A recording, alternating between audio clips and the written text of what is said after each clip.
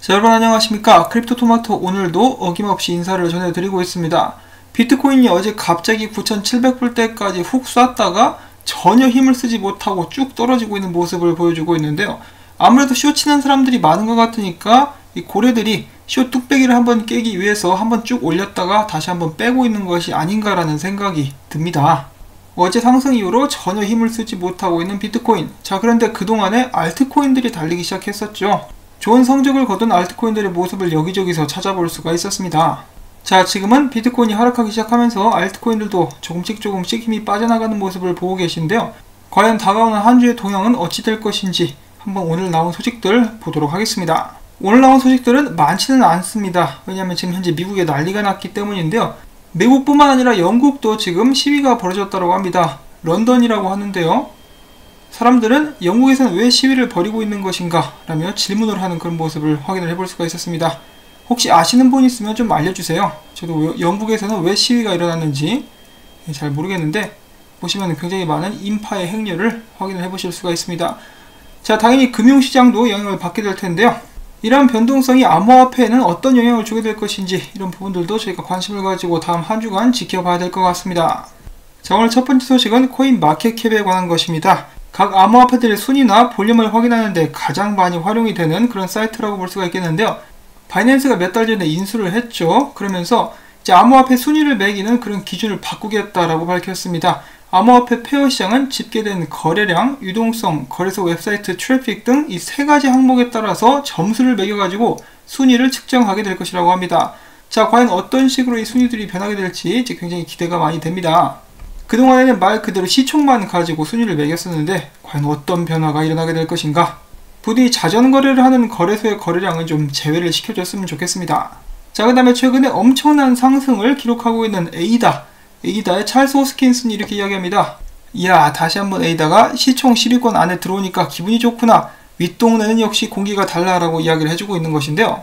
안타깝게도 에이다 같은 경우는 무지막지한 상승을 통해서 10위권 안에 들어왔었으나 다시 한번 밀려나게 되면서 지금은 11위를 차지하고 있는 상황입니다. 근데 또 혹시 모르죠. 조만간에 다시 한번 안쪽으로 들어가게 될지. 자, 한편 온라인에서는 찰스 호스킨슨의 짤이 하나가 인기를 누리면서 돌아다니고 있는데요. 미국에서 가장 섹시한 남자라고 합니다. 저 우아한 자태를 보십시오. 자, 한편 에이다에 이어서 트론도 상승할 수 있을 법한 그런 기미가 보인다라고 합니다. 지금 보시면 트론의 사토시 차트인데요. 이 하락 추세선을 뚫고 고개를 빼꼼 내밀고 있는 트론의 모습을 확인을 해보실 수가 있습니다.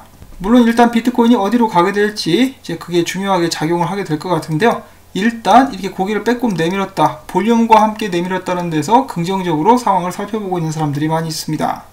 자, 과연 트론도 에이다처럼 떡상하게 될 수 있을 것인가? 이 저스틴슨이 또 펌핑을 하려고 준비를 하고 있죠. 다가오는 6월 8일이었나요? 새로운 프로덕트를 공개를 하겠다라고 하면서 많은 사람들의 관심을 다시 한번 집중시키고 있습니다. 자, 그 다음에는 바로 또 분석들로 넘어가 보도록 하겠는데요. 비트코인이 강세를 보여주면서 다시 한번 시장에는 활기가 도는 듯 합니다. 비트코인이 곧 $10,000를 회복한다라면서 낙관론들이 나오고 있다고 하는데요. 자, 과연 섣부른 낙관론인지 아니면 근거가 있는 낙관론인지 한번 또 쫙 보도록 하겠습니다. 일단 암호화폐 투자 심의 상태가 중립 단계를 유지하면서 계속해서 나은 방향으로 나가고 있다고 하는데요.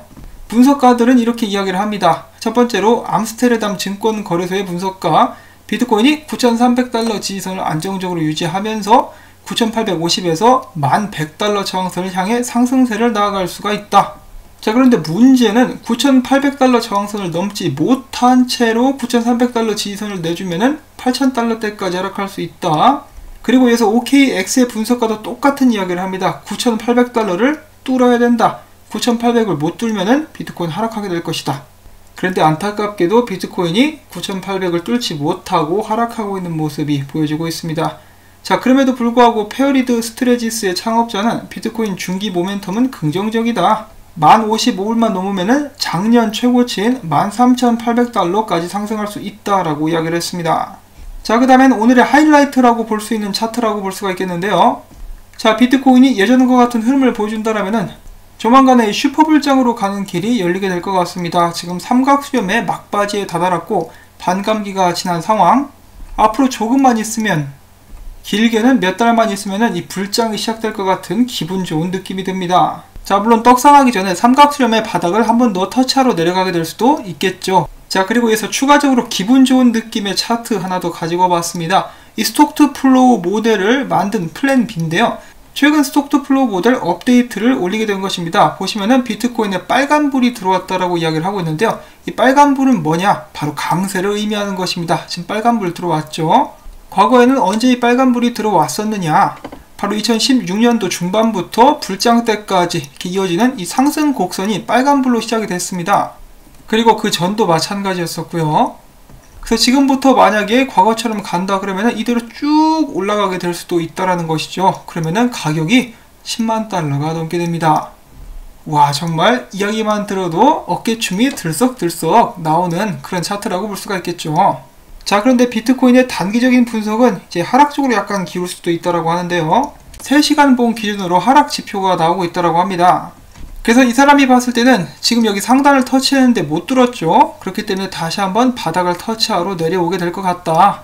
그래서 이 근처에 있는 바닥 근처에 있는 9,000불대 근처 바닥을 다시 한번 지지 및 확인을 한 후에 다가오는 금요일이나 토요일쯤 이 삼각수렴이 깨지게 되지 않을까라고 이야기를 하고 있는데요. 위로 간다라고 아래로 간다라고 말은 하지 않았지만은 이 뉘앙스를 봤을 때는 위로 가는 쪽으로 예측을 하고 있는 것 같습니다.